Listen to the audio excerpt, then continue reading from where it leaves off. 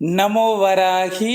இன்றைய தினம் நம்ம என்ன பார்க்க போறோம் அப்படின்னா, பணவரவு. அதாவது நம்ம உழைக்கின்ற காசு நமக்கு தனம் என்கிறது ரொம்ப முக்கியம். ஏன்னா இந்த உலகத்துல நம்ம ஒரு பொருள் வாங்கணும்னா பணம் வேணும். அப்படிப்பட்ட பணம் நம்ம உழைக்கின்ற பணம் நம்மளிடம் ஏன் இருக்கிறதில்ல?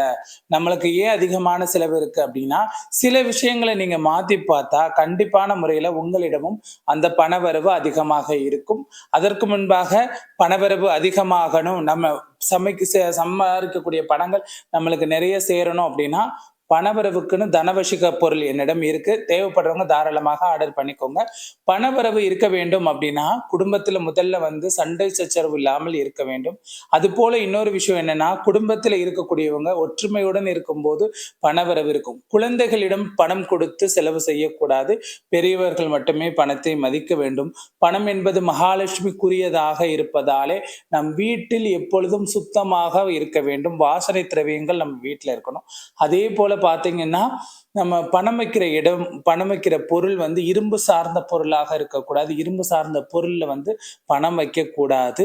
அது மட்டும் இல்லாமல் பணத்தை நம் யாராவது ஒருவருக்கு உதவி செய்யும்போது, கண்டிப்பாக நமக்கு அது 2 மடங்காக சேரும். பணம் இருக்கும் இடத்தில் சில பொருட்களை நம்ம வச்சுக்கணும். அதாவது வாசனை பொருட்கள் நம்ம பணம் இருக்கிற இடத்துல இருக்கணும். இத விட ஒரு விஷயம் நல்லா புரிஞ்சுக்கணும். தினசரி வீட்டிலே விளக்கேற்றி வழிபாடு செய்யும்போது, சர்வ ஐஸ்வர்யங்களும் நம்மளுக்கு சேரும். பணம் வசிகம் செய்வதற்கு, பணம் நம்மளுக்கு சேர்வதற்கு ஒரு விஷயம் மட்டும் புரிஞ்சுக்கணும். பணம் எப்பொழுதும் நம்ம ஒருவரிடமிருந்து வாங்கும் பொழுது, அந்த பணம் எங்கு வேண்டுமென்றாலும் கைமாறி வந்திருக்கலாம்.